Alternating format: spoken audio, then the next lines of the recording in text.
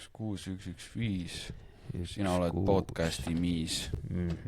Ja teie olete vaatajad Miis. Nii, ma loen täna ette ühe lõigu. Ma alustan sellega. Ma on üks väärt lõik. Väga hea. Ainus loogiline mõõde, millega juhi tööd hinnata, on tema meeskonna edu või ebaedu.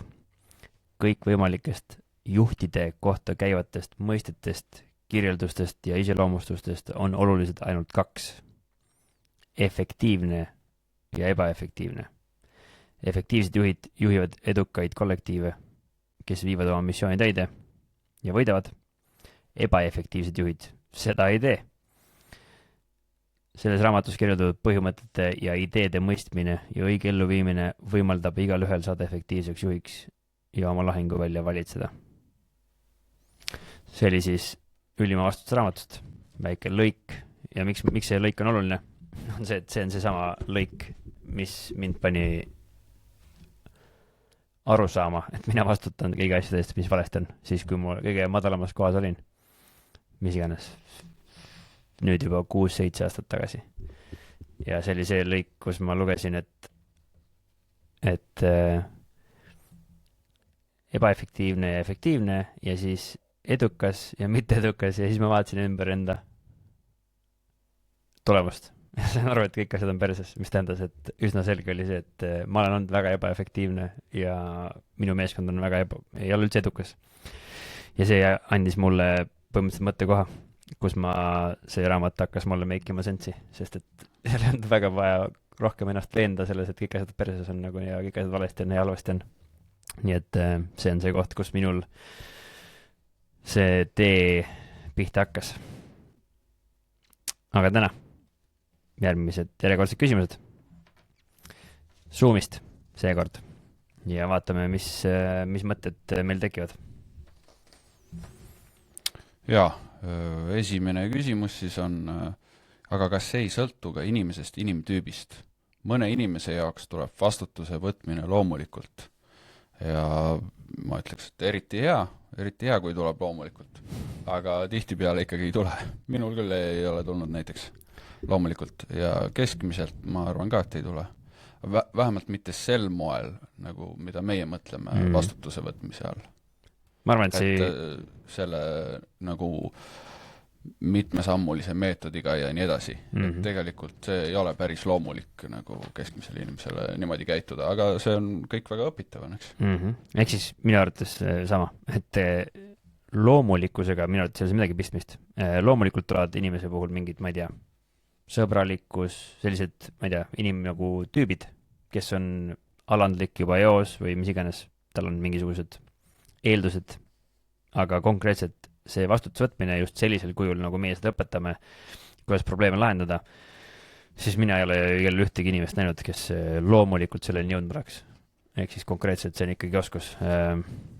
Ja kui konkreetsemalt rääkida, sa mainisid alandlikkust ja ütleme, võib-olla kui inimene milleski nagu failib, siis võib-olla vabandamine tuleb paljudel loomulikult. Aga see ei ole veel vastutuse võtmine. Just. Et nagu probleemide lahendamist on võimalik, loomulikult tulebki see, mis tuleb, ma ei tea, mis iganes on. Mõni on loomult väga tulemustele orienteeritud millegi pärast on ju, ja mõni inimtüüp, et juhina mõned inimtüübid on head, et kui sa oled introvert, siis on tõenäoliselt, sa suudad suhelda palju paremini versus see, et sa oled, ma ei tea, ekstravert või vastupidi. Ekstravert oled siis saad energiat teist inimest versus see, et sa oled introvert. Ja samal ajal mõlemal oma plussid miinused on ju, sest introvert pigem siis kuulab, mis on juhi puhul ülioluline omadus üldse. Nii, et loomulikult inimtüüpidel on mingi vahe, aga konkreetselt seda oskust, see on nagu ujumine. Et kas mõnel inimesel tuleb loomulikumalt ujumine välja? Loomulikult tuleb. Tal on parem koordinatsioon, parem, ma ei tea, hääl, heli, mõnele meeldib kuulda häält, mõne inimese hääl on lihtsalt juba karme joos, vahet jälle, kuidas seda ütleb, alati tundub, et süüdistab, ma ei tea, mis iganes.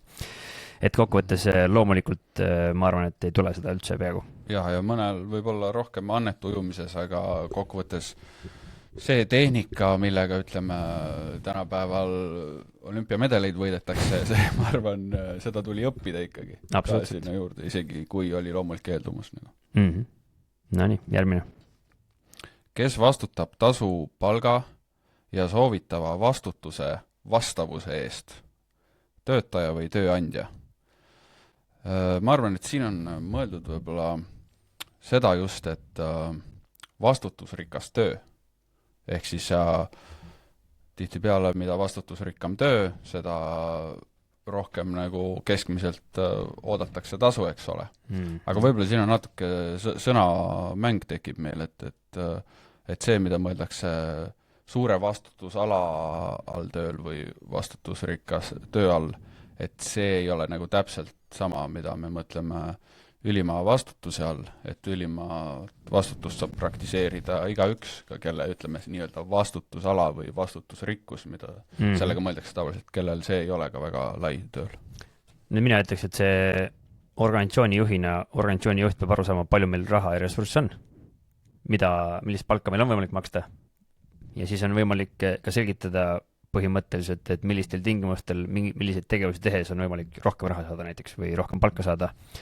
Ja minu arvates palk ja tasu tegelikult üldiselt ei väljendu vastutusalas, vaid väljendub selles, kui väärtuslik või kasu või kui keeruline on sellist inimest leida ühiskonnast.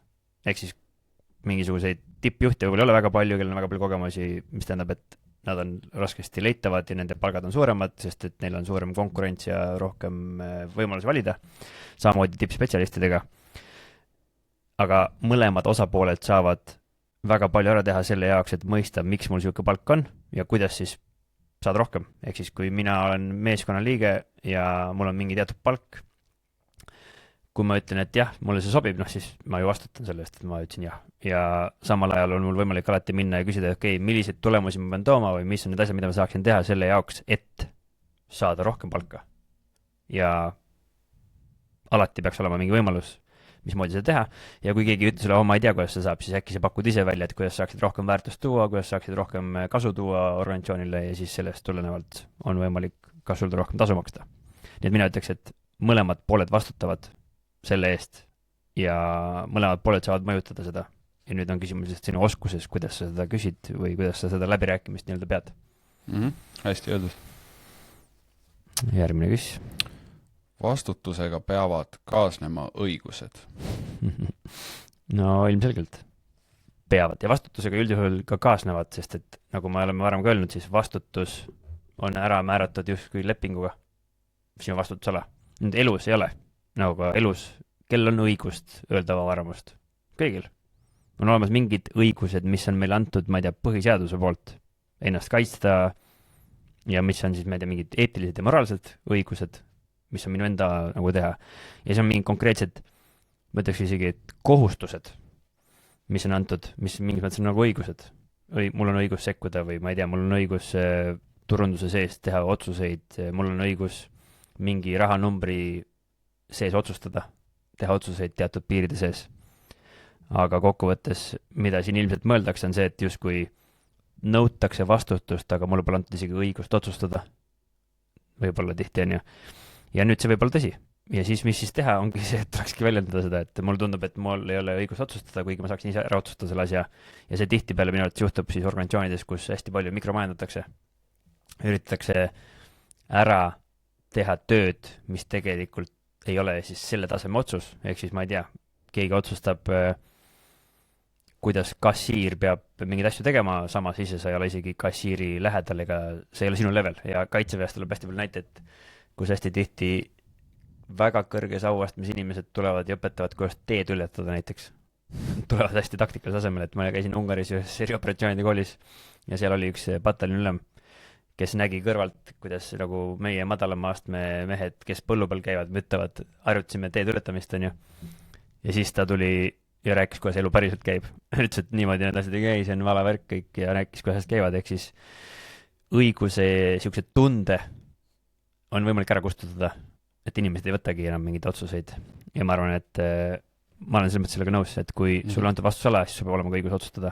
Jah, vastutusega kaasnevad õigused, nagu sa ütlesid, õigus otsustada, ilmselgelt õigus initsiatiivi haarata, kui on julgustatud vastutuse võtmise kultuur, ka julgustatakse initsiatiivi haaramist, hajutatud juhtimist ja need ongi õigused. Ja ma usun, et õigus probleeme lahendada, mis on missioonikriitilised ja olulised, tegelikult on kõigil olemas. Nüüd võib juhtuda, et keegi takistab seda, sest et keegi arvab, et see ei ole küll sinu asi praegu siin üldse seda probleemi lahendama hakata, aga siis ma vaataksin jällegi endale otsa ja mõtleksin, et ma ilmselt kasutasin valet meetodit praegu ja valet hetke.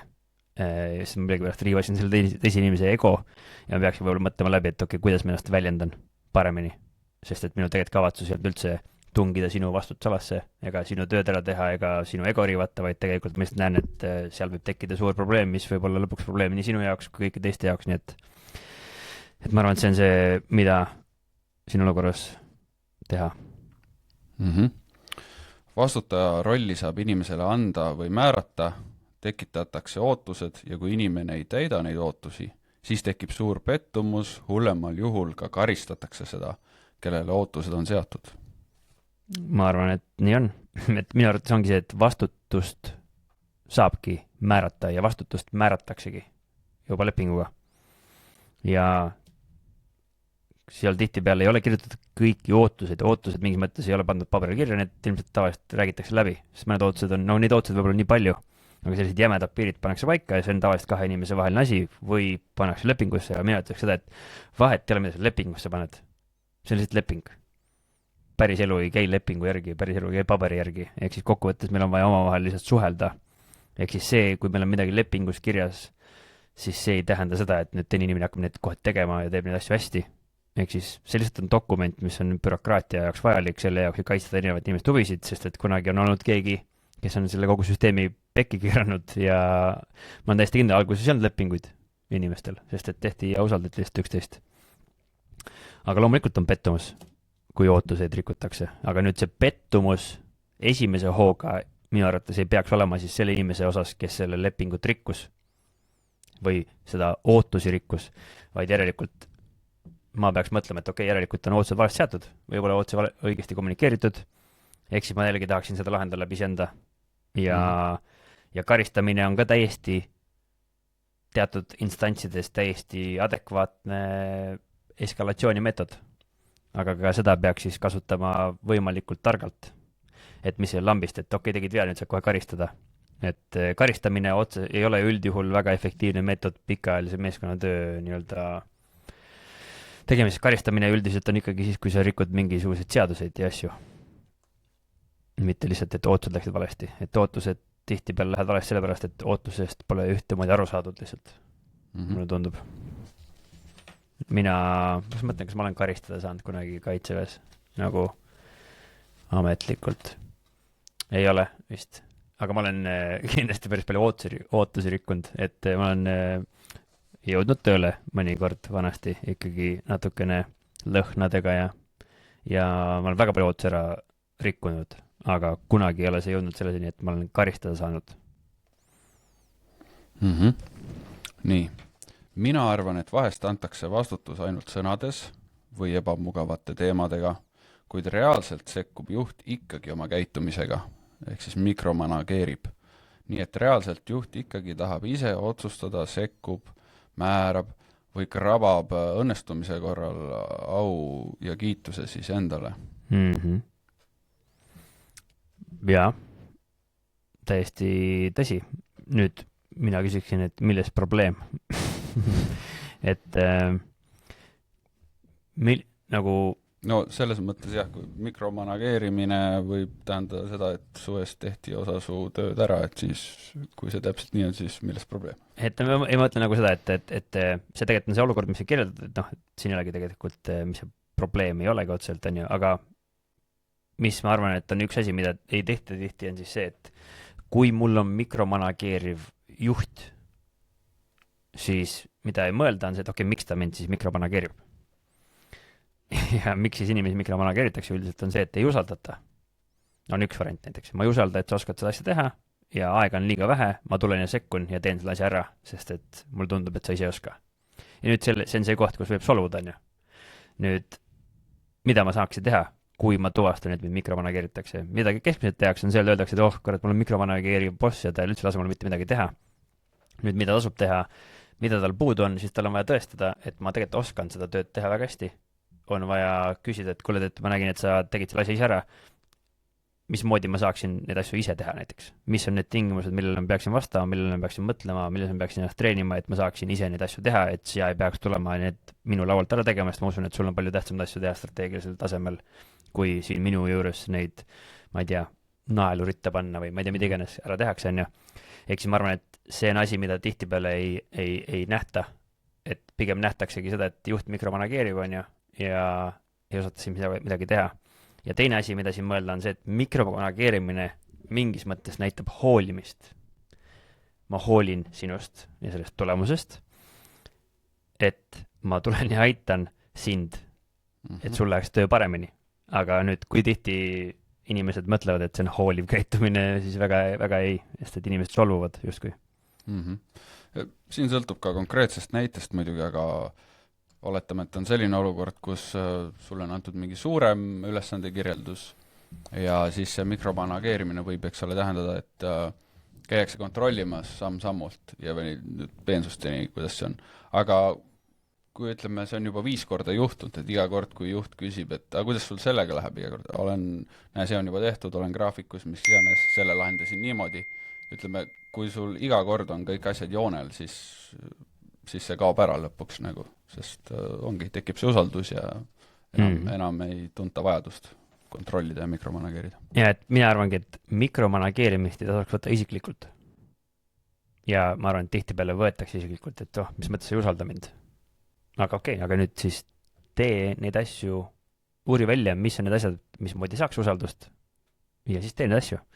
Ehk siis uuri neid asju välja, et mikromanageerimine ongi nõme, mulle ka ei meeldi, kui keegi tuleb ja ütleb mulle, kuidas asju teha. Aga nüüd, kui ma mängingi pikka mängu ja tahan lõpuks ise hakata otsustama ja ma tunnen, et ma tegelikult ise olen võimeline otsustama, siis ma saan endale tekitada sellise keskkonna. Ja nüüd siin on see viimane asi, et kui asjad õnnestuvad, siis juht krabab au ja preemia ja kiituse endale. Mina ütlen selle peale väga hea, las ta siis saab kiita jumala suva. Kokkuvõttes, kui see tähendab seda, et tal on suur ego.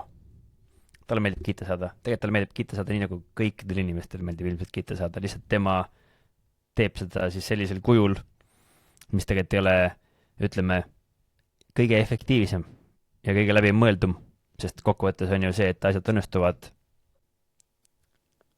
on tegelikult meeskonna nii-öelda teene ja see ei aita meeskonna kuidagi paremaks saada, kui ma ennast selle kiidan kõigi ees kogu aeg ja räägin, kui tubli mina olen.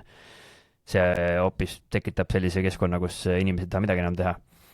Ja mismoodi siis seda teha? Mina ütleks, et minu taktika oleks siis see, et ma aitaksingi oma juhil saada kiita, saada preemiaid, saada au. Miks? Sest et nüüd ma muutun tema jaoks kasulikuks. Sest et ta saab läbi minu seda, mida ta justkui otsib, on ju. Nüüd läbi selle ma muutun tema jaoks olulisemaks, mis tähendab seda, et mul tekib peregi rohkem usaldust temaga. Ta teab, kus ta kiita saab nii-öelda läbi mille tegevuse. Ja nüüd mul tänu sellele tekib mis asi? Parem suhe.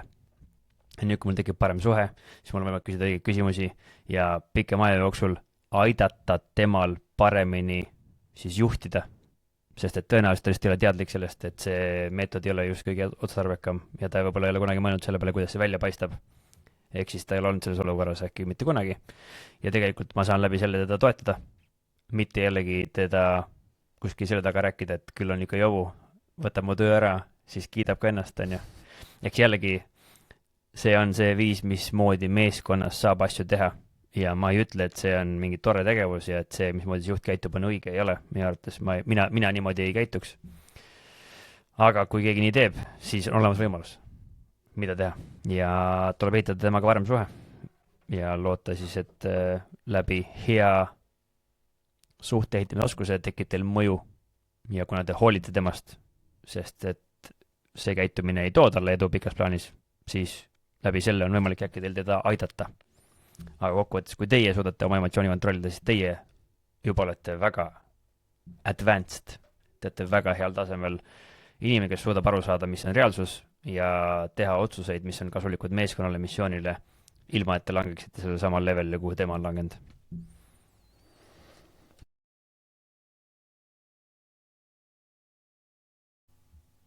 aitäh, et ära vaatasid selle video. Nüüd enne, kui te hakkate järgmist videot vaatama, siis võtke üks paus ja mõelge.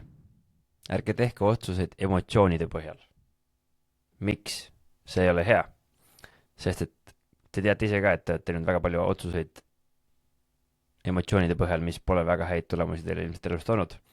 Ja nüüd kogu see süsteem, mis siin YouTube'is või Spotify's või igal pool on ikkagi üles ehitatud selle peale, et te vajutaksite veel järgmisele ja järgmisele ja järgmisele ja järgmisele videole. Ja nüüd mida see teeb ja mis on selle tulemus, on see, et te lihtsalt käite siin ja loete ja vaatate ja kuulate igasugust asju, mis võib olla isegi kasulik, aga kas teil on seda päriselt hetkel vaja? Kas te päriselt suudate seda vastu võtta? Tõenäoliselt mitte. Piisab sellest ühest õpiampsust, ei ole vaja järgmist vaadata. Sest et tõenäoliselt on see teie vabandus. Miks mitte päriselt minna tegema neid asju, mida te juba teate, et te peate tegema.